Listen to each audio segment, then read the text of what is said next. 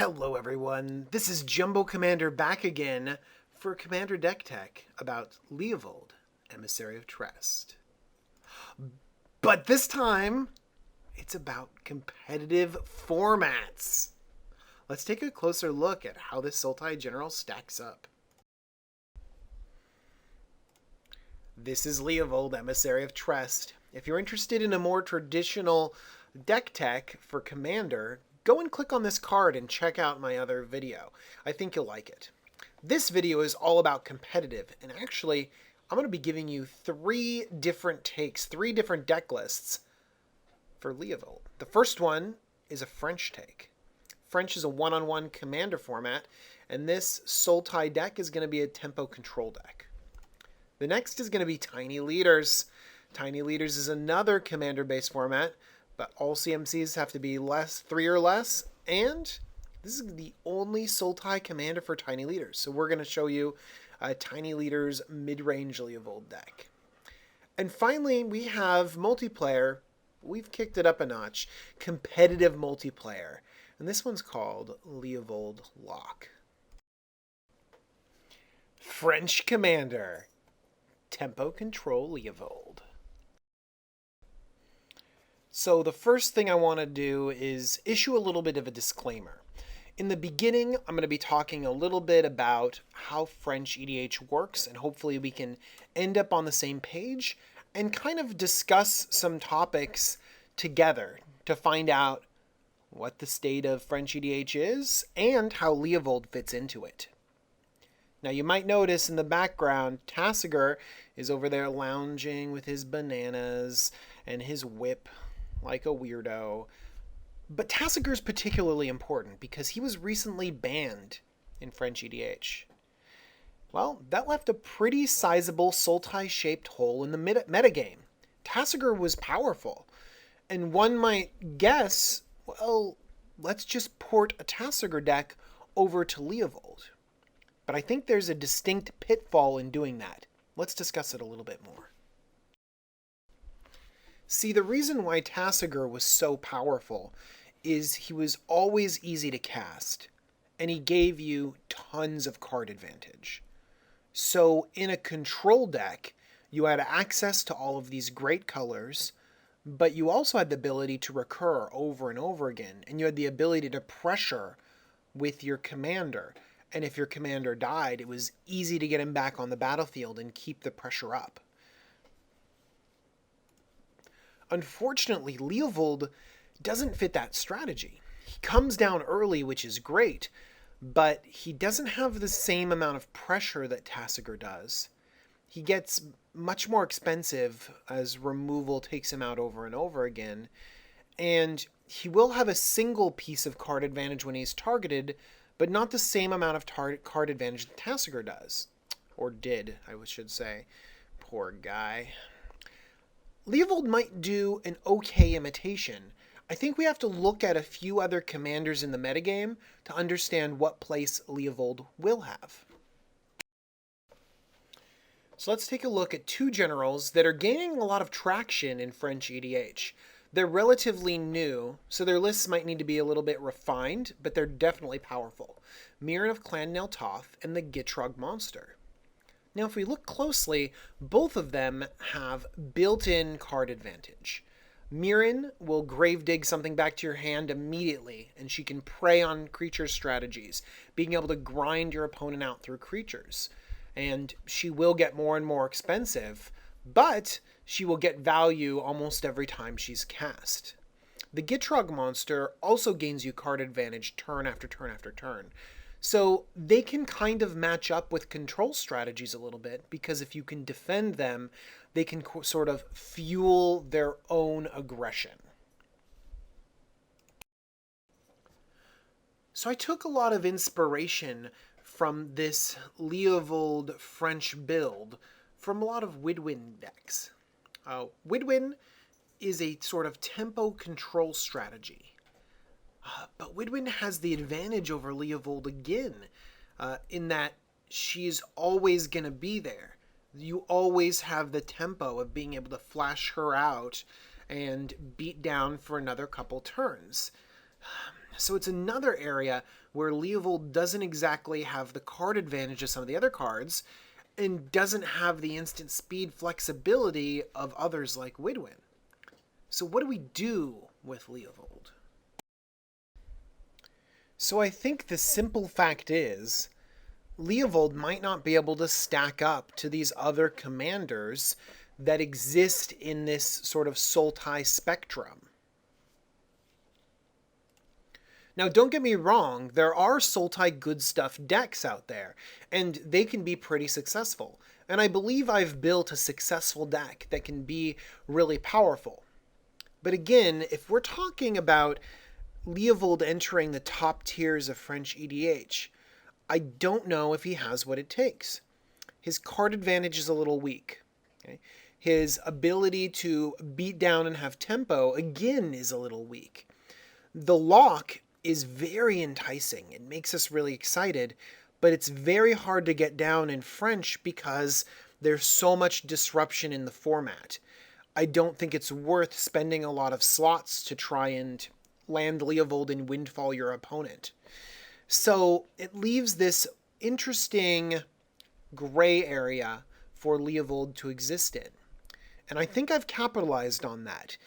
I've gone in a more tempo control strategy, Sultai good stuff, that borrows some of the strategies from decks like a Widwin, or even old Tassiger decks, to try and carve out a hole for Leovold to win some games.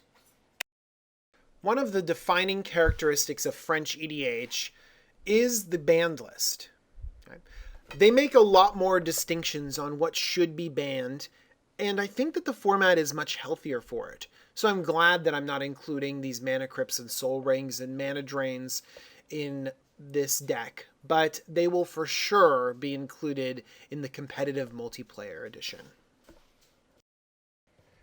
So one thing I want to talk about that's particularly unique to heads-up formats is the use of Planeswalkers.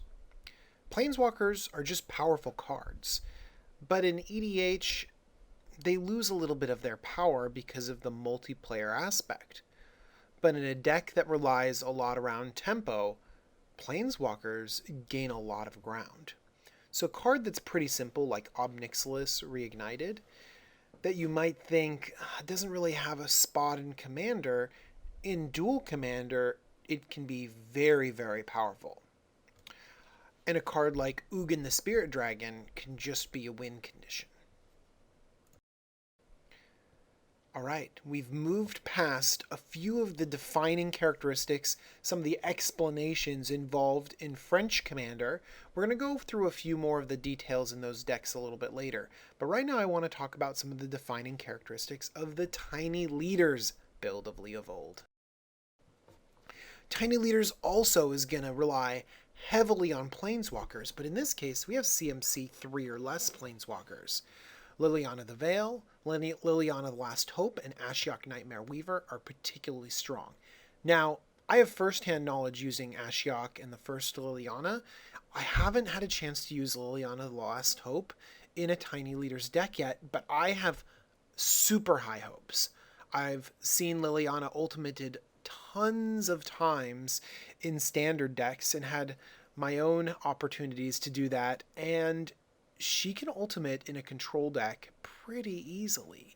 And so I have a lot of hope for Liliana the Last Hope to be able to be this final controlling element in a Tiny Leaders deck. I'm super excited to play her. Next, we have a few spells that are particularly powerful in Tiny Leaders and should not be ignored, especially in control tempo builds. Spell Snare gets like a third of what they cast for a single blue. I mean, it's really powerful. And Mental Misstep also targets huge portions of their deck.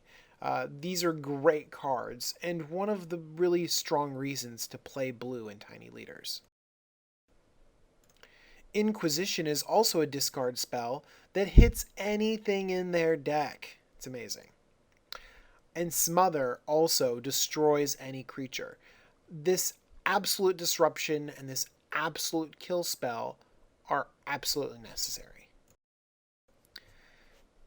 So I actually have a little bit of tech that I want to talk about because I think it earns a spot in this Tiny Leaders deck. And that's Mana Gorger Hydra. Now you might be thinking that this doesn't quite make it onto your radar, and you might be right. But I've played it a little bit in Cube, I've played it in Canadian Highlander, and I think it could be really, really powerful in Tiny Leaders. I'm kind of excited to see how it'll operate, and I'm really excited to see what you guys think about it. I think some people are going to yell at me and say that it's trash, but I still have high hopes for it. I'm pretty excited. I hope some of you try it out in your decks.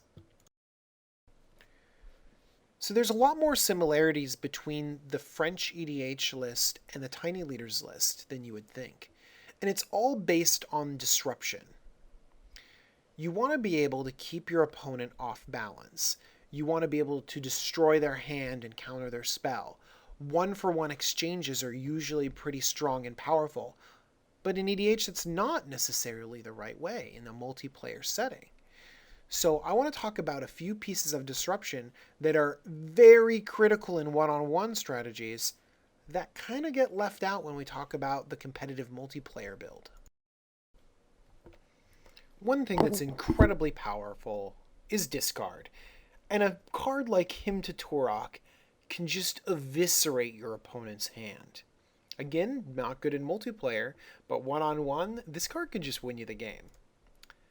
Thoughtseize is also very powerful in a different way, being able to extract exactly what you want to and also gaining key knowledge about your opponent's hand is very important.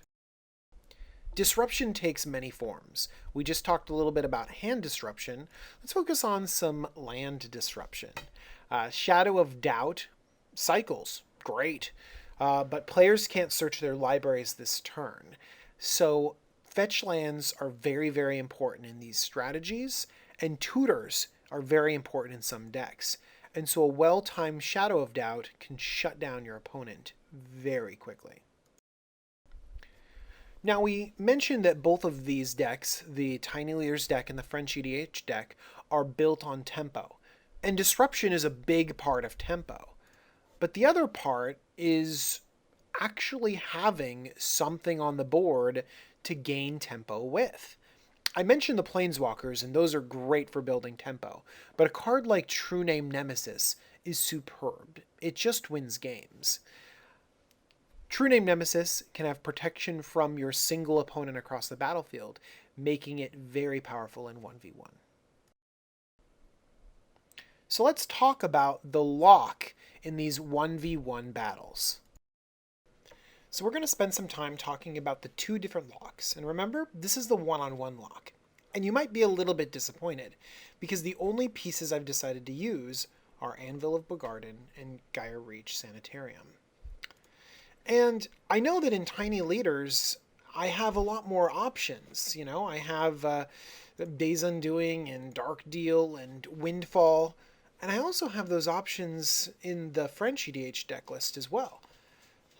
But I found in my testing that they just don't make a big enough impact early enough in the game. Oftentimes they come down not in conjunction with Leovold, and then they're kind of a waste of a card. They did not perform the way I wanted to. But I think Anvil has such an easy casting cost and a nice ability that you can kind of work into your game plan anyways. It's worth an inclusion. And Gaia Reach Sanitarium has the really low downside of being an untapped colorless land. Some of you might be disappointed that I'm not going heavier into the lock in these decks, but I assure you it's too cute. It's not as powerful as you might think. I talked about the lock in 1v1, French and Tiny Leaders. Now let's talk a little bit competitive multiplayer and see how the lock differs in that deck.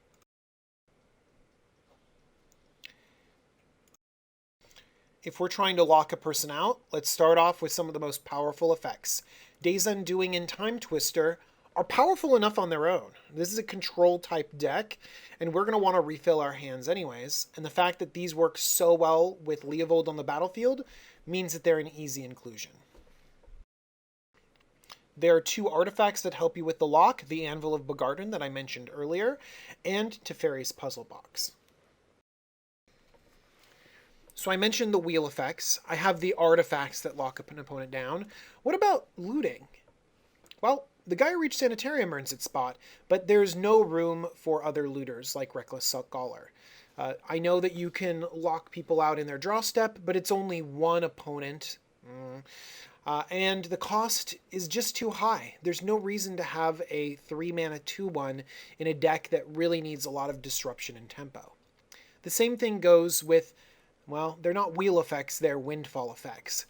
And they're just not as powerful as Time Twister and Days Undoing.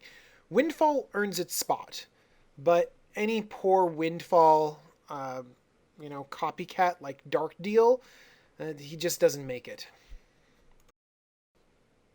We're going to have a lot of cards going into our opponent's graveyards, and so we're going to want to shut that off.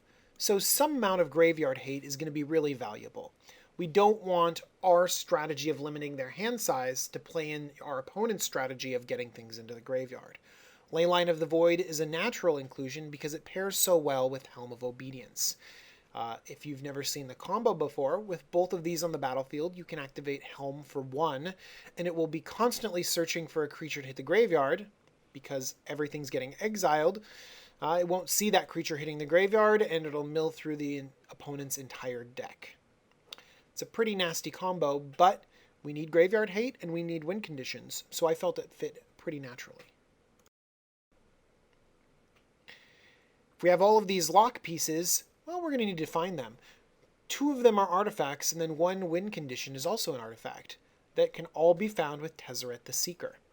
I know a 5-mana tutor for just an artifact is not that great, but we can also generate a lot of mana by untapping up to 2 target artifacts, and Tezzeret's -5 has been known to win games before.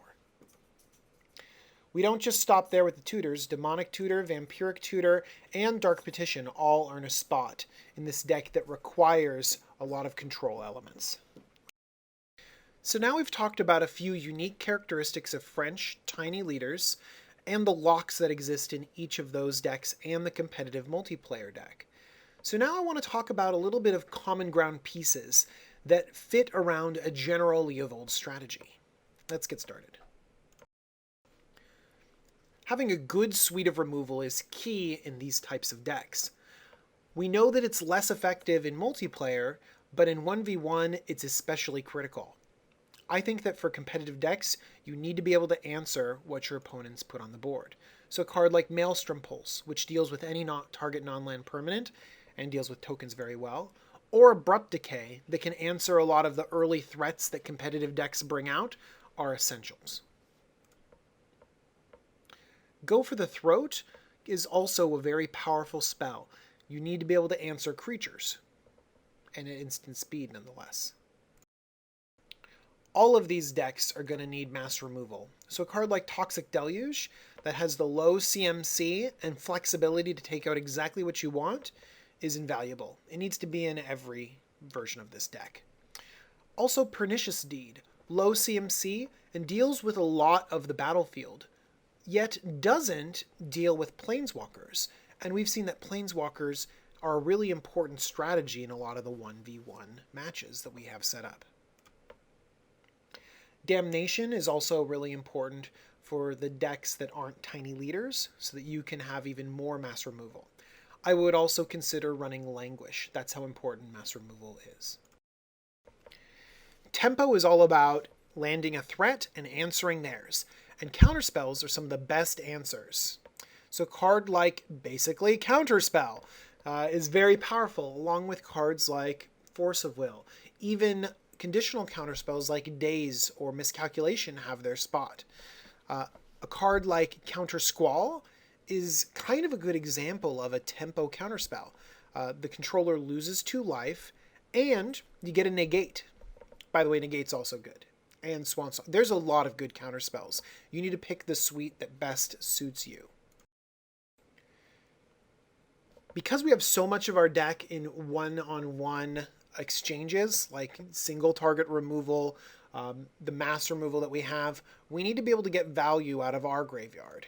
And so cards like Jace Vryn's Prodigy and Snapcaster Mage allow us to cast our most important spells more than once. If our role is to control the board, running out of cards means our own doom. That's why we need to keep up with card advantage. Now, a card like Asylum Visitor is very interesting to me.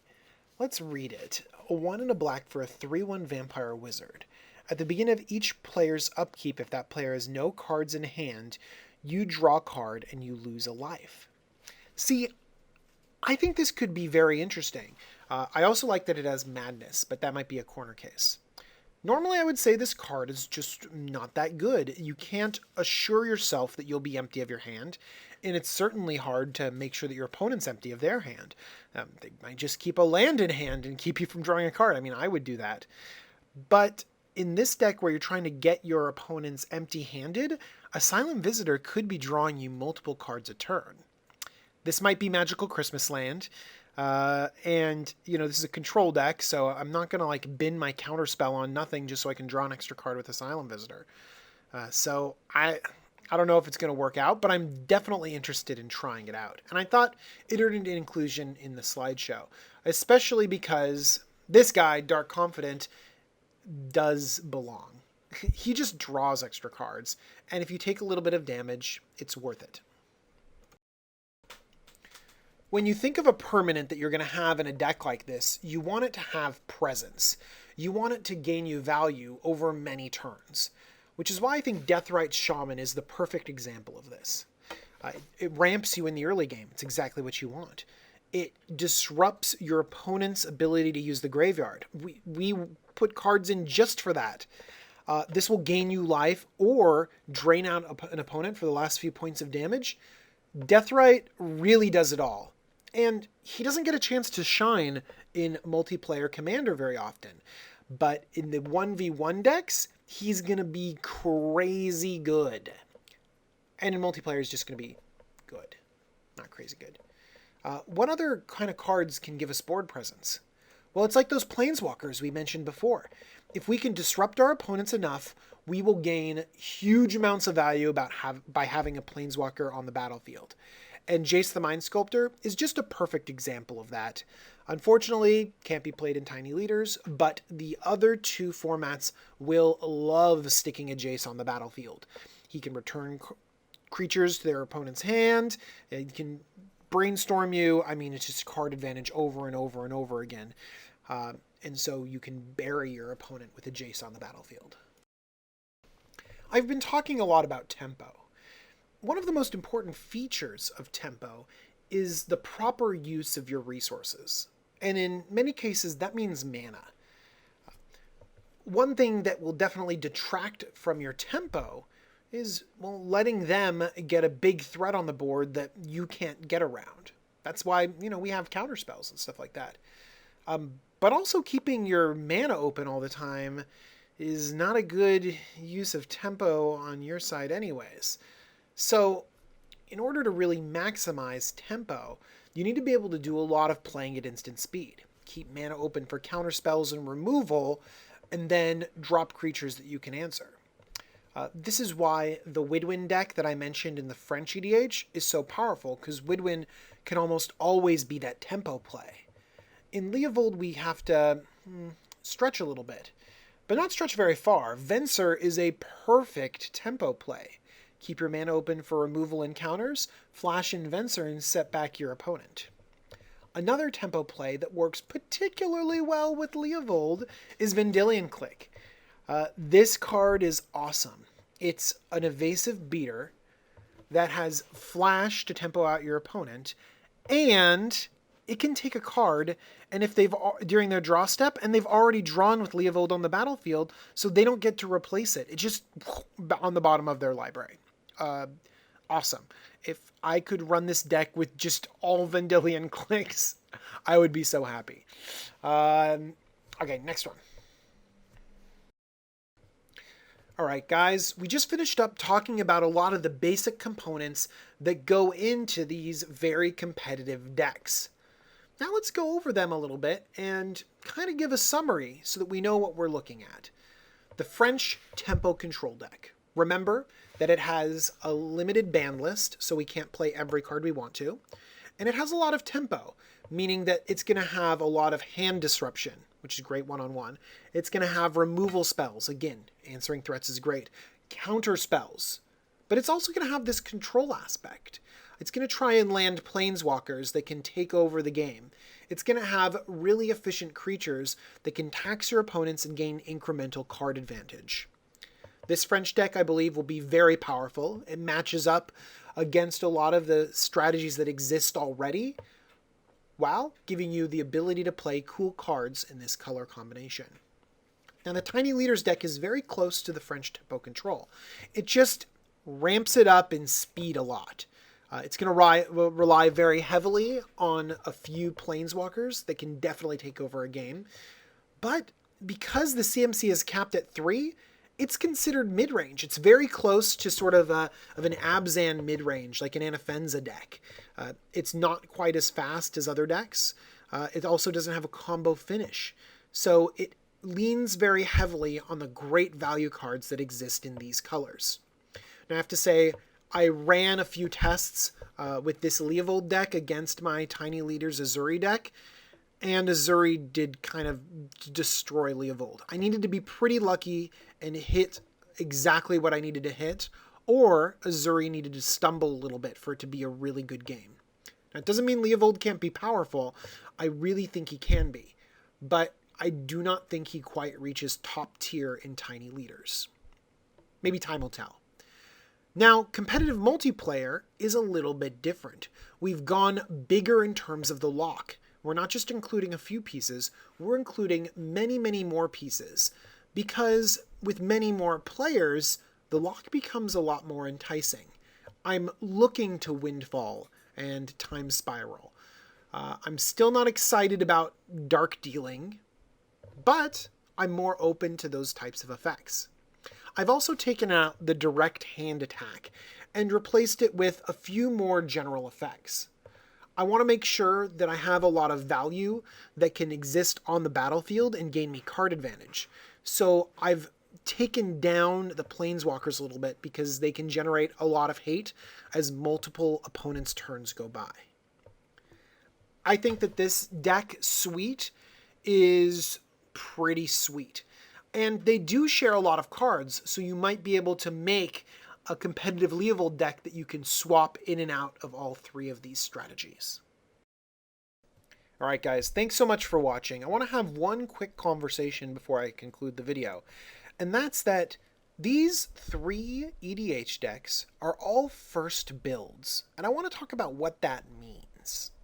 Well, if we look at a normal EDH video that I would put up, a first build is, well, kind of great.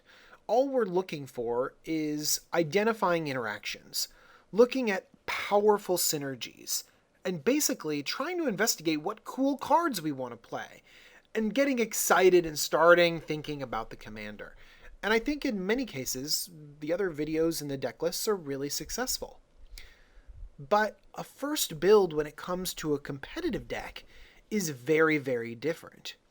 And the reason is balance. Balance is a necessity in all of these competitive decks. You need to have a beautiful land to spell ratio. You need to have a perfect curve. You need to have a balance between threats and answers. And that can be really difficult to achieve. I would actually say that it's impossible to achieve in a single build. If we look at how the best decks are created, they're usually created over time, over playtesting. I mean, you think about these groups that come together and do playtesting and give opinions and feedback, and how a deck can develop over time. Now, I do want to spend a little bit of time and point out why these builds as first builds are powerful. They're powerful because they rely on previous knowledge.